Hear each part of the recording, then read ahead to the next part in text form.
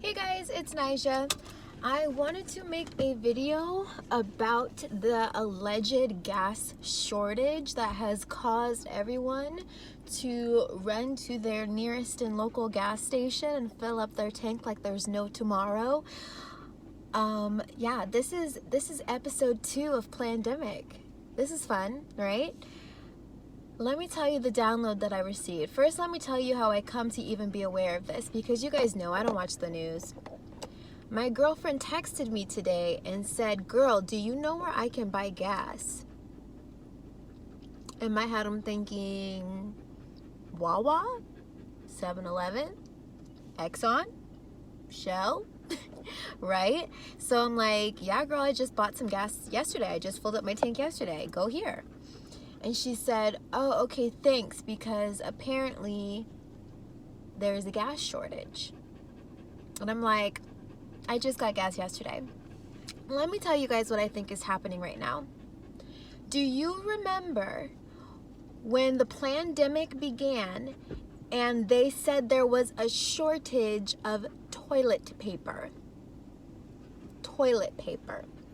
Now you can see how ridiculous that is. There is a shortage of toilet paper, right? Like, you can't just take a rag or a washcloth, wipe your buttocks and throw it in the washing machine, wash it, and use it 100 times again. A shortage in toilet paper. Now, when I heard that for the first time, I knew it was silly. I knew it was foolery, and I knew it was trickery. But you know what I have come to realize now, and the insight that I've been given now? The guides say that they were testing to see if they put fear narrative in the media, something simple, something silly, like losing toilet paper, right? Can we make them afraid that they're going to lose their 2-ply, their TP? Can we make them afraid? And yeah, everybody and their mama rushed to the Walmart, the Target, the wherever they go to get their goods, and they bought up all the toilet tissue. Toilet tissue, okay? Who in their right mind would be afraid if there was a shortage in toilet tissue?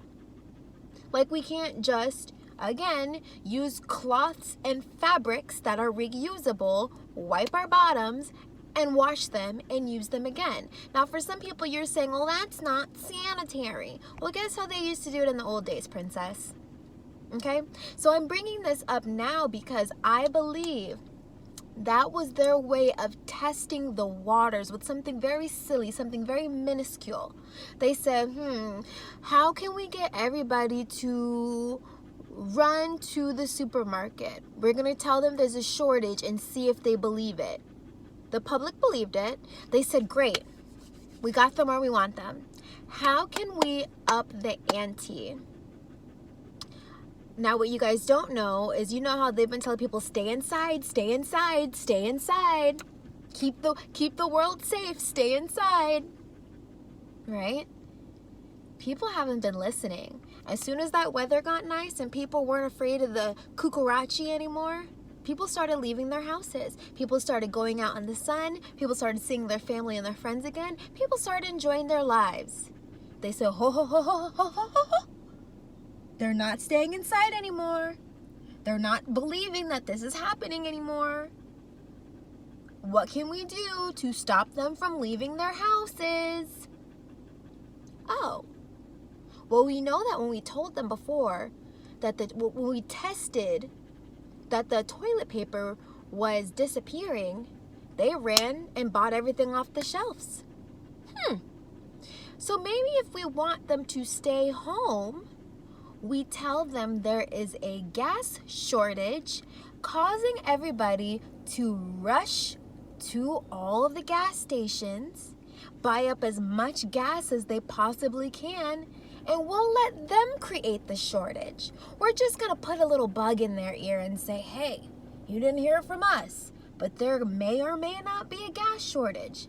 And all of the low consciousness and fearful people were like, oh my God, I need gas.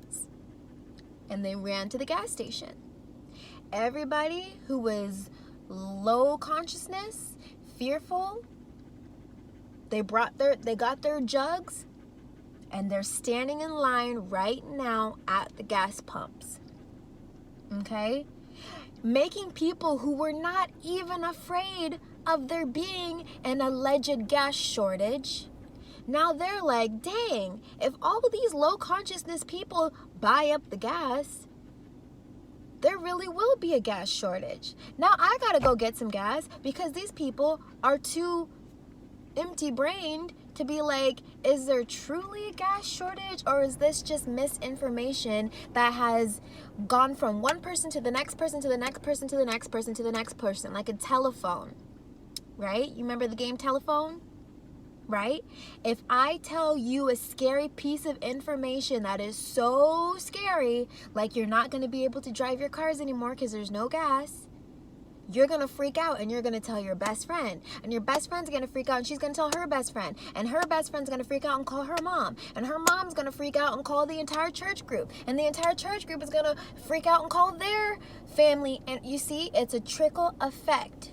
Something that was fake, fabricated, falsified, allegedly, right? Because I'm not at the gas pumps. I'm not in Saudi Arabia and wherever where they have the gas. I'm not there, so I can't say for sure. But I do know we are in the middle of a plandemic, and people have not been staying inside. So how can they make the people stay inside? Make them think there's no more gas. No more gas. And now people are like, oh, I don't want to drive my car anywhere. I don't want to wait in the gas lines. I'm just going to stay home because there's no gas and I don't want to fight people to get gas. This is what's happening right now. So I'm not going to tell you guys all this information without telling you what you can do to, to not play into the foolery of the plandemic, okay? This is what you do. Don't be those people who were the first people in line to get gas. If you can allow yourself to wait. Now, I know everyone's not going to be able to wait because your tank might be on 50 miles till E. Your tank might be on 25 miles till E. Your car might run out of gas in the line to get gas. Don't be the first people to run and get the gas. And this is why I'm saying this. Not because I don't want you to have what you need, but if enough people who have their right minds do not follow the crowd and jump and try and buy up as much gas as possible, maybe we can prevent a gas shortage that was allegedly even a thing in the first place. But I think that the fear of there being a gas shortage is what could cause a gas shortage. Maybe there's no gas shortage at all. Maybe they're just telling people that there's going to be a gas shortage, and there's plenty of gas there's gas, right? We don't know. But and I don't know that this information came from the news, but I'm assuming the information came from the news because I remember when the toilet paper scandal stuff was happening and it was played on the news. Now, I don't watch the news, okay? But like I said, my girlfriend texted me today and said, where can I buy gas? And lo and behold, not even 10 minutes after she texted me that, and I'm like, what is she talking about? I see everybody and their mama in the gas line. Stay awake. Stay cautious. Keep going outside no matter what they say. Keep going outside even if you have no gas in your car. Go outside. Get the sunlight. Ride your bike. Ride your roller skates, ride your skateboard, get outside. The sun is changing people for the better. We are evolving. Our superpowers are coming online. Our higher consciousness is coming online. But if you stay in a state of fear and panic, your mind cannot transcend. It cannot evolve. It cannot rise in consciousness. So we're going to let these people think that there is a gas shortage, and we're going to let them freak out, and we're going to let them be crazy, and we're going to continue to realize that we are in the middle of spiritual warfare, but it doesn't have to be to our detriment. We're going to be fine. All the enlightened, awakened, chosen people, we're going to be fine. We knew things were going to get messy before they got better.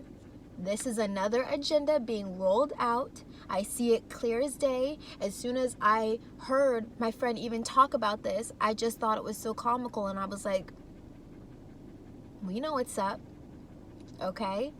So if you can avoid it, do not run to the gas station, because again, the more people who fall into the trap, there being no gas shortage, out of fear, we would create the gas shortage. Again, it's predictive programming. If I say, oh my God, there's no more gas, when there is gas, and you freak out, and then you go take yourself to the gas station to buy up all the gas, guess what? Eventually there could be no gas. And remember, this is worldwide. This isn't just in a county, or not worldwide. This is, I believe, countrywide, or at least this is happening on the East Coast, right? So they're pulling all the stops. But see this for what it is, okay? Don't act like nobody told you we were in war.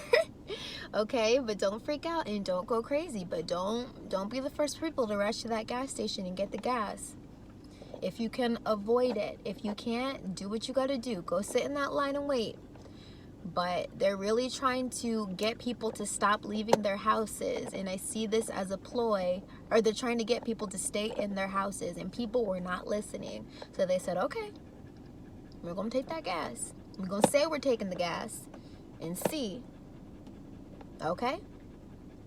So yeah, I love you guys. Let me know what you think about that, and stay safe. Bye.